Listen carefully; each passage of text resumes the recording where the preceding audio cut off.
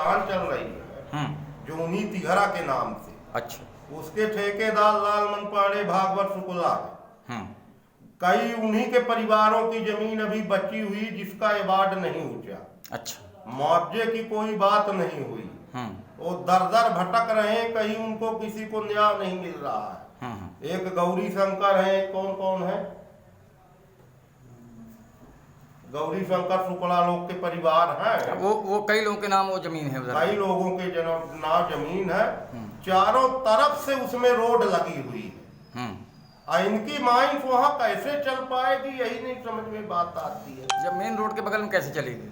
Main road से कुछ दायरा होगा, कितना छोड़ना है, कि कहाँ कहाँ पत्थर आएंगे। तो ये जेपी साहब की माइंस चल रही है। मनोज साहब आते हैं तो किसी से मिलते नहीं है। जिसको जरूरत पड़ी उसको बुला के अपने आदमियों से मिलजुल के निकल जाते हैं। राणा जी, बीएन झा यहाँ प्लांट के सर्वोसर्वा।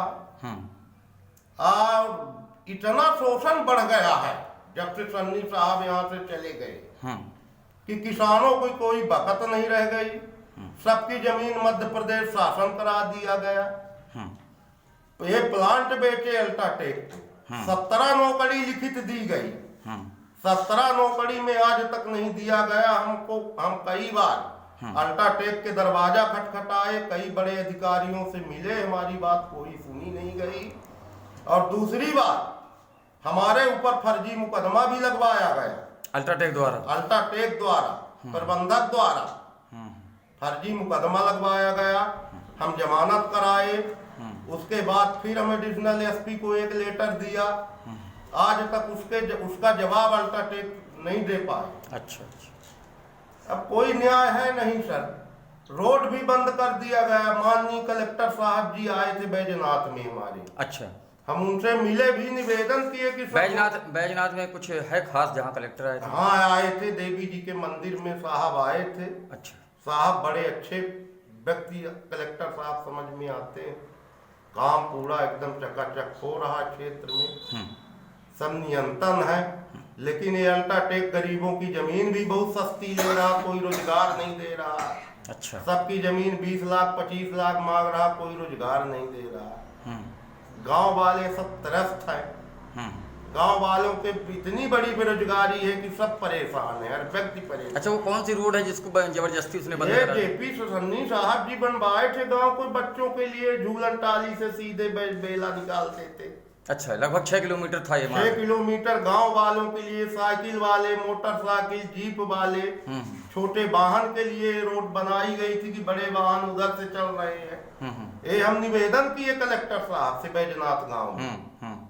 कलेक्टर साहब उनसे बात भी की। अब आगे क्या हुआ सर, क्या मैटर है तो समझ। अच्छा, अभी पता चल रहा है कलेक्टर दोबारा यहाँ इस क्षेत्र में आने वाले हैं। पता चल रहा है सर 31 अक्टूबर को साहब आए। तो 31 अक्टूबर कल ही होगा, तो क्या आप फिर उनसे मुलाकात करके गांव वालों की समस्या? मुलाकात करेंगे, निवेदन रखेंगे। तो हमको ये लगता है कि जब पिछली बार उन्होंने कहा था तो कुछ न कुछ इनको कहा होगा, और वो अगर इन्होंने न भेजा होगा तो कलेक्टर कार्रवाई तुरंत करेगा। भाई कोई अगर जबलपुर का, नागपुर का रजक जी आए थे तो कैसे गली हमारी बंद करा दिए? कैसे?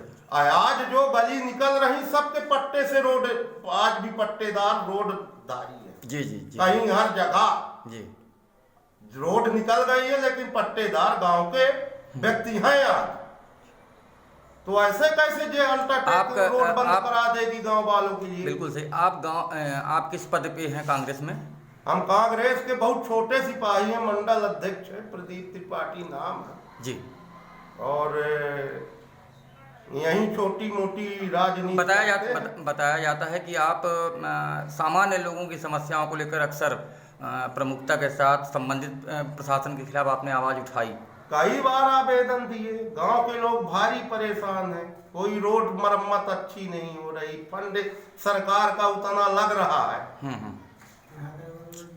जनता का पैसा लग रहा है रोड में, सरकार बना रही लेकिन रोड अच्छी नहीं बन रही। वक्त की आवाज़ भी न्यूज़ चैनल के साथ आपने समय दिया, उसके लिए धन्यवाद।